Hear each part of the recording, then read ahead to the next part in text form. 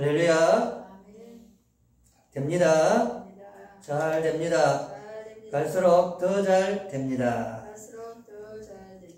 네, 오늘 고린도후서 5장 14절 이하의 말씀을 가지고 함께 은혜 받을 말씀의 제목은 새 것이 낫습니다 라는 제목으로 함께 은혜를 받고자 합니다.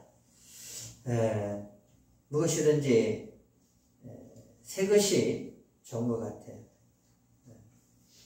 없을 때는 사실은 뭐 낡고 또 흠 것이라도 없으니까 그냥 그렇게 받아 사용할 수 있겠지만, 이제는 우리가 그런 흠 것만을 사용해야 할 그 정도로 가난한 나라에 우리가 살지를 않습니다. 여러분, 6.25를 전후해서 정말 우리가 많이 어려웠어요. 그래서 특별히 미국의 이 큰 것들을 많이 가지고 왔잖아요. 그래서 그 큰 것이라도 이렇게 새 것처럼 만들어서 그렇게 사용하던 때가 있었습니다. 그런데 이 땅에는 복음이 들어오고 하나님의 놀라운 은혜와 축복으로 인하여 사실 이 땅에는 경제적으로 많은 부흥이 일어났습니다. 교회에도 많은 변화가 사실은 일어난 거죠. 옛날로 말하면 천막교회도 있었던 것을 우리가 아는데, 요즘에 그냥 천막 쳐놓으면 누가 거기 교회라고 찾아가겠습니까? 요즘에는 깨끗하게 이렇게 단장을 해놔도 사람들이 교회를 찾아오지 않는데, 그런 시절이 어쩌면 참 그립기도 합니다. 사람은 추억을 먹고 살기 때문에 그런가 아닌가 하는 생각을 해보게 됩니다. 요즘 들어서 흠 것을 찾고 또 흠 것으로 감사하고 만족하는 사람이 어디 있겠습니까? 누구나 다 새 것이 좋을 거예요. 웬만하면 입던 옷 받아 입으려고 하지 않고 먹던 음식 새로 이렇게 먹는 게 아니잖아요. 사실은 그 부대찌개라는 말이 사실 맞는지 안 맞는지는 정확하게는 모르지만, 못 먹은 시절에요, 미군 부대에서 나오는 음식물들 있잖아요. 남은 음식물들 못 먹는 건 아니겠죠. 그것을 섞어서 찌개를 만든 게 부대찌개라는 말이 있잖아요. 그래서 가정에서도 부대찌개를 만들 때는요, 온갖 모든 것들을 모아가지고 다시 만드는 거, 그걸 이제 부대찌개라고 그러는데, 요즘 그런 시대가 지금은 아니고, 지금은요 오히려 새 것이 또 넘치는 시대에 살고 있는 줄 압니다. 왜냐하면 모든 것이 새롭게 자꾸 변화되는 거예요. 뭐 휴대폰도 우리가 알듯이 한 6개월이면 신제품이 또 새롭게 생산이 된다고 해요. 제 시골의 초등학교 동기는요, 어릴 때 일찍이 현대자동차에 생산직으로 들어갔어요.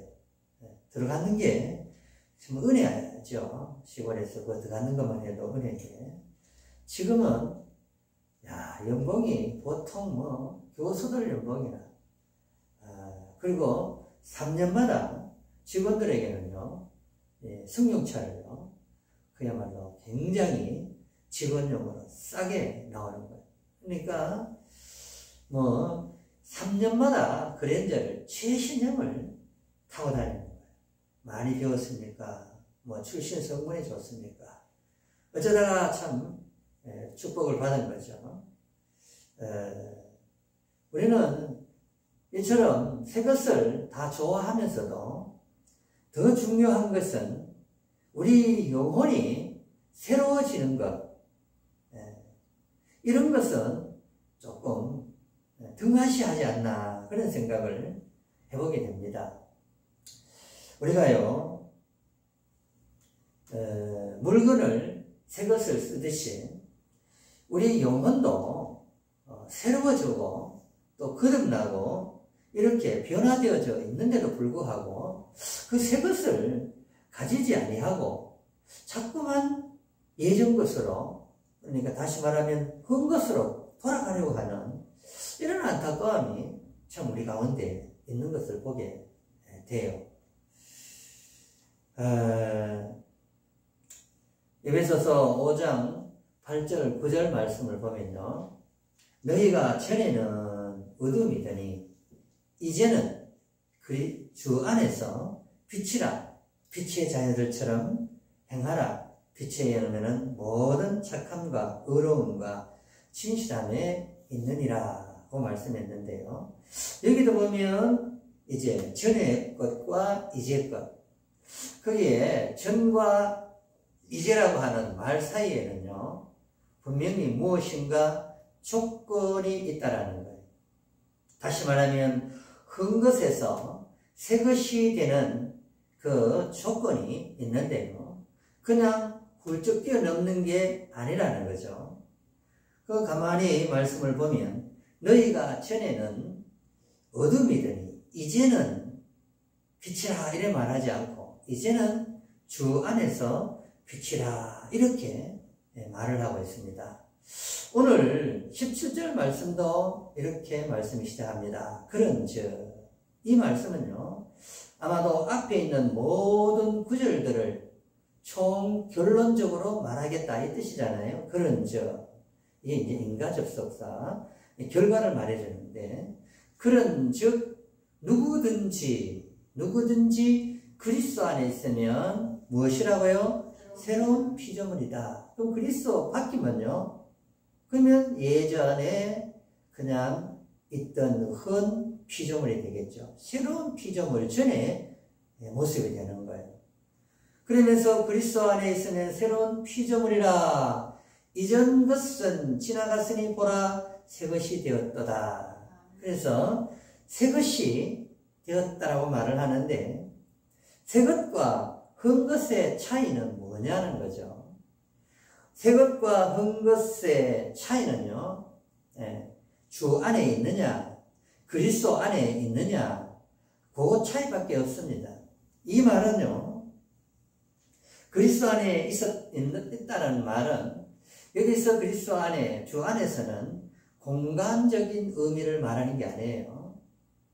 다시 말하면 예수님이 있는 그 무리 안에 있으면 되는 게 아니다라는 거죠. 오늘날 말하면 교회 안에 있는, 교회 공동체 안에 있는 그걸 이야기하는 게 아니다라는 거예요. 공간을 의미하는 게 아니라요, 믿음과 회개로, 할렐루야, 그리스도와 하나 되는 걸 의미하는 거예요.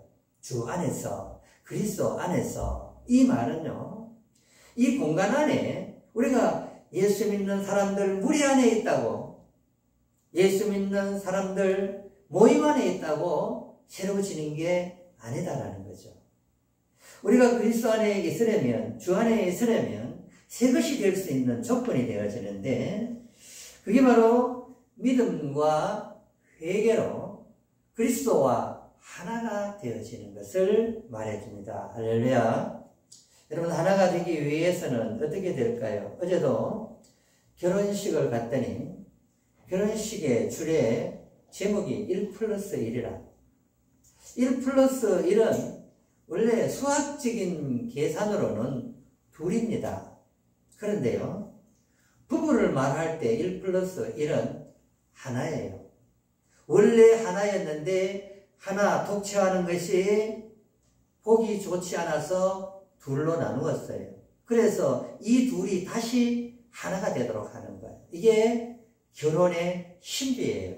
이게 그리스도 안에서 하나 되는 신비를 말할 때 1+1, 다시 말하면 1+1이 하나 되는 것. 결혼할 때 남자와 여자가 만났는데 이것이 둘이 아니고 하나라는 거예요. 바로 그걸 말해줍니다. 그리스도와 하나가 되어지는 것. 그래요. 여러분, 물건은 새 것을 좋아하면서 우리가 영적으로는 새로워지는 길이 있고 새로운 삶이 있음에도 불구하고 이렇게 새로운 삶을 살지 않으려고 하는 많은 그리스도인들을 만나게 되어져요. 이유가 뭘까요? 이유는 다른 거 아닙니다. 하나가 되지 못하는 이유가 뭘까요? 그리스도와 하나가 되어져야 되는데, 그래야만 새 것이 되는데, 그것이 새로운 인생으로서 살아가는 것인데, 그럼에도 불구하고 교회를 나와도 하나가 되지 않아요. 그리스도와 하나가 되지 않는 이유가 뭘까요? 여러분, 여기 새 것이라는 말은요, 두 가지 의미가 있습니다. 카이노스라는 단어와 네오스라는 단어가 있어요. 네오스라는 단어는요, 이 물건이 살 때는 새 것이지만 사고 나면, 사용하면 헛것이 되어버려요. 시간이 흐름과 함께 헛것이 되는 것은 살 때 새 것, 그건 네오스로 말하는 거예요. 근데 오늘 본문에 나오는 이 새 것, 이거는요, 카이노스예요.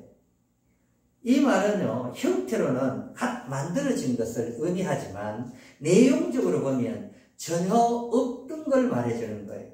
그리고 전대미문의 것을 말해주는 거예요. 그러니까 예수 안에 있으면 새 것이 되었다라고 했을 때 이 새 것이 되어지는 게 얼마나 신비로운지 알 수가 없는 거예요. 그래서 결혼은 신비잖아요. 결혼은 신비예요. 남자와 여자가 둘이 만나서 하나가 되는 것이 신비예요. 교회를 말할 때 이걸 이야기하잖아요. 남자와 여자가 만나서 1+1이 둘이 아니라 하나가 되어지는, 이게 신비라는 거죠. 예. 교회가 바로 이렇게 그리스도와 하나가 되어지는 것, 이게 이제 신비예요. 그런데 왜 이 신비를 체험하지 못했을까? 만약에 이 신비를 체험했더라면, 이 신비를 알고 있다면 결코 내가 새 것인 것을 그렇게 아무렇게나 생각하거나 헌식착처럼 버리지 않는다는 거예요. 여러분, 그리스도 안에 있으면 분명히 새 것이 되었는데 새 것처럼 살지 못하는 이유가 어디에 있습니까? 이거는 딴 게 아니에요. 부부가 만약에 남자와 여자가 만나서 결혼을 했는데 관계를 하지 않는다? 하나가 아니에요. 부부가 아닙니다, 이거는. 우선 하나가 되면요, 하나로 연합을 해야 되는 거예요. 관계를 해야 되는 거예요. 가까워져야 되는 거예요. 그게 부부잖아요. 마찬가지로 우리가 그리스도 안에서 새 것이 되었다라고 하는 것은 그리스도와 이미 우리는 연합이 되어야 되는 거예요. 하나가 되어야 되는 거예요. 그런데 하나가 안 된다는 거예요. 자, 오늘 본문에 우리가 15절을 한번 읽어볼까요? 15절 시작. 그가 모든 사람을 대신하여 죽으심은 살아있는 자들로 하여금 다시는 그들 자신을 위하여 살지 않고 오직 그들을 대신하여 죽었다가 다시 살아나신 이를 위하여 살게 하려 함이라. 여러분, 그가 모든 사람을 대신하여 죽은 이유가 뭐냐? 그는 예수 그리스도를 말합니다. 예수 그리스도께서 모든 사람의 죄를 이 십자가에 대속해 죽으신 이유가 뭐냐는 거죠. 그것은 살아있는 자들로 하여금 다시는 그들 자신을 위하여 살지 않고, 그러면 누구를 위해서 살아야 될까요? 내가 그리스도 안에 있으면 새로운 피조물이 되었는데 그리스도와 하나가 되어서 새 것이 되었다면 나 자신을 위하여 사는 게 아니다, 그 말입니다. 나를 불러주시고 나를 이 죄와 사망의 권세에서 이기게 하신 예수님을 위해서 살게 하는 것이다라는 거예요. 할렐루야. 여러분, 교회에 오면 상징물이 있습니다. 그 상징물은 다른 게 아니고 십자가입니다. 여러분, 십자가가 무엇을 의미해 주는지는 우리가 익히 알게 될 거예요. 십자가의 이 형태는 정말 저주의 형태였으나 지금은 저주가 아니라 우리에게 축복의 형상으로 다가오는 거예요. 예수님이 달려 죽으실 때의 그 십자가는 저주였습니다. 분명히 누구나가 다 그 십자가 형태를 매는 게 아니라 흉악한 죄인들이 저주를 받아서 더 이상 소망 없음을 낙인 찍는 것이 십자가의 형태였어요. 아무 죄가 없는 예수님이 저와 여러분의 죄와 허물 때문에 십자가에 못이 박혔는 줄 믿습니다. 그것으로 끝이 났다면 우리가 그때요 예수님을 따라갈 이유는 없을 것입니다. 그런데 이 십자가의 이 형태리, 이 모형이 여러분 저주의 형태에서 이제는 우리에게 소망으로 다가오는 이유가 뭘까요? 그 십자가 때문에, 예수님이 지셨던 그 십자가 때문에 우리의 죄를 위하여 그분이 죽으심으로 말미암아 우리 모든 사람들에게 소망을 준 거예요. 그래서 십자가는 이제 더 이상의 저주의 형태로 우리에게 다가오는 게 아니라 소망으로 우리에게 다가오는 줄 압니다. 여러분, 세상 사람들이 교회에 오면 십자가 그 상징물 앞에 모두가 서게 되는 거예요. 그 의미는 사실은 죽음이고 피 흘림이었습니다. 그런데 오늘 14절을 보니까요 이렇게 말합니다. 그리스도의 사랑이 우리를 강권하시는도다. 이거는 이끌다라는 말인데요, 슈네케이라는 말은 억압한다, 강요해서 막 강제로 이끌어가는 걸 말하는데요, 그리스도의 사랑이 우리를 그렇게 강권적으로 강제로 막 이끌어가는 거예요. 왜? 우리가 생각하는데 한 사람이 모든 사람을 대신하여 죽었다. 그 사람은 예수 그리스도를 말해주는 거예요. 그런데 죽었은즉 모든 사람이 죽은 것이라, 십자가에 죽을 때 우리도 동일하게 우리의 자아가, 우리의 모든 육신의 욕망이, 탐욕이, 이기적인 모든 것들이 그 십자가에 우리의 못을 같이 박아야 되는 거예요. 할렐루야. 그것이 박아질 때에, 그렇게 되어질 때 새 것으로 거듭나게 되어지는 거예요. 우리는 죽지 않고 하나가 되어지지 않았는데, 예수님이 십자가에 죽을 때 우리도 함께 죽었어야 되는데, 부활할 때 함께 부활해야 되는데, 죽지는 않고 부활만 생각한다. 그래서 no cross, no crown이라고 그러잖아요. 죽지는 않으면서 영광만 받으려고 한다. 죽음이 없는데 부활이 있을 수가 없는데도 불구하고 그냥 우리는 영광만을 생각하는 거예요. 아닙니다. 그래서 새 것이 되지 못하는 거예요.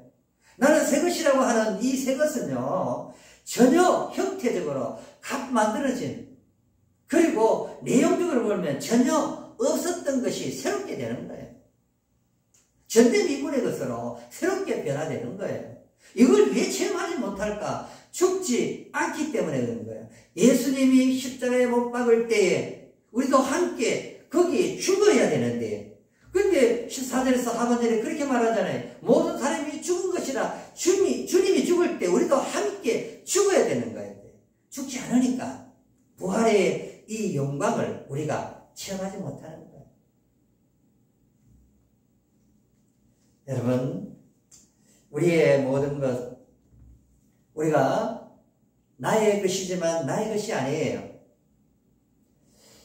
전에는 예수 밖에서는 내 것이라고 생각했어요. 그런데 그것이 제각기 것이 아니고 마귀의 것이었습니다.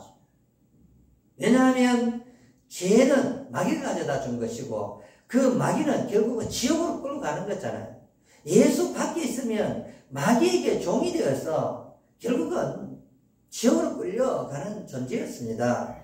그런데 이제 예수님께서 십자가에 우리의 죄와 허물을 대속해 주심으로 말미암아 누구든지 그리스도를 믿으면 새로운 피조물로 거듭나게 하는 은혜를 우리에게 허락해 주신 줄 믿습니다. 이것을 알면 어떻게 살아가야 되는가? 살아있는 자들로 하여금 다시는 그들 자신을 위하여 살지 않도록 해야 되는데, 그걸 위해서 예수님이 십자가에 죽었다라고 분명히 15절에 말씀하잖아요. 그러므로 그러므로 16절 한번 함께 읽겠습니다. 시작. 우리가 이제부터는 어떤 사람도 육신을 따라 알지 하노라. 비록 우리가 그리스도도 육신을 따라 알았으나 이제부터는 그같이 알지 아니하노라. 이제부터라는 말이 이게 3번 반복되죠. 16절에 이제부터는 그리고 17절에는 이전 것은, 그러니까 우리에게 기회를 주는 말씀이에요. 이거는 지난 것을 생각하지 말라는 거예요.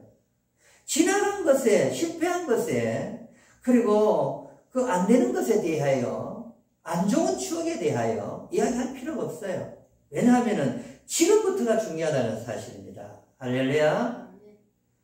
지금은 보라 새 것이 되었더라. 할렐루야. 그 새 것이 되어지는 과정이 무엇인지를 우리는 알게 되었습니다. 새 것이 되는 것은 하나님과 하나가 되어지는 것을 말하는 거예요. 근데 나는 이제 내 주인은 그리스도와 하나가 되어지지 못했기 때문에 그리스도 따로 나 따로예요. 그런데 예수님을 나의 구주로 영접한다라는 이 말은 내 주인의 자리에 내가 앉는 것이 아니라 그리스도가 내 인생의 주인의 자리에 올라오게 하는 거예요. 그러니까 그리스도와 하나가 되었다라는 말은 이제 나는 죽고 그리스도가 나를 통하여 살아나는 거예요. 이것이 새 것이 되는 거예요, 여러분. 새 것이 되어지는 과정이 그렇게 어렵지 않음에도 불구하고 어렵다라고 생각한다면 그것은 아마도 성경을 자세히 읽지 않았거나 아니면 나쁘게 말하면 예수님을 나의 주인으로 모시고 싶지 않다라는 거겠죠. 그러면 예수님을 나의 주인으로 모시지 않으면 결국 교회를 아무리 나와도 사실은 구원의 길은 묘한 것입니다. 교회에 나온다고 그리고 공동체 안에 들어있다고 아니다라는 거예요. 네. 이단 교리 중에 하나가 그런 거예요. 어떤 무리 안에 들어가면 다 구원을 받는다라고 생각하는데 아니에요. 그게 아니라 우리 개인의 신앙 고백으로 말미암아 우리가 구원을 받는 줄 믿으시기 바랍니다. 참 어떤 무리 안에 들어가 있다면 얼마나 좋을까요? 우리 할머니가 예를 들었어요. 열심히 신앙생활을 했어요. 할머니 치맛자루만 붙잡고 있으면 천국 간다? 아니에요. 마누라 열심히 신앙생활하니까 나는 세상 밖에 있어도 된다? 아니다라는 거예요. 내가 예수 안에 예수와 연합 하나가 되어지지 않으면 여러분 새 것이 결코 될 수가 없다. 여러분 모든 것은 새 것을 좋아하면서도 여러분 이제 우리가 그리스도 안에서 새로운 피조물로 주 안에서 빛의 자녀로 되었다면 우리는 마땅히 어떻게 살아가야 될까요? 답은 하나입니다. 하나님을 기쁘시게 하는 삶으로 주인의 의도대로 사는 거예요. 종은 주인이 시키는 것만 잘하면 칭찬 듣는 거예요. 우리의 주인이 누굽니까? 나입니까? 나라고 생각하는 그 순간에 마귀가 실제로는 내 인생의 주인이 되는 거예요. 여러분 마귀에게 장악되어서 마귀가 가는 지역으로 갈 이유는 없습니다.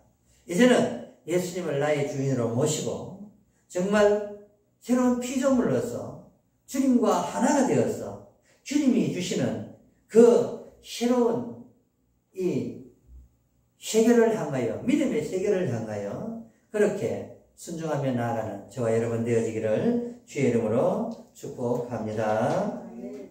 걸어가신 하나님 아버지 이전 것은 지나갔으니 보라 새 것이 되었더라고 말씀하셨는데 이제 새로운 피조물로서 그렇게 새롭게 변화된 신분으로 우리가 늘 하나님의 영광을 위하여 믿음으로 살아내게 하시고 이 험악한 세상에서 새 것으로 살아가는 새로운 피조물로서 살아가는 빛의 자녀로 살아가는 저희 모두가 되게 도와 주옵소서. 거룩하신 예수님의 이름으로 기도드리옵나이다. 아멘.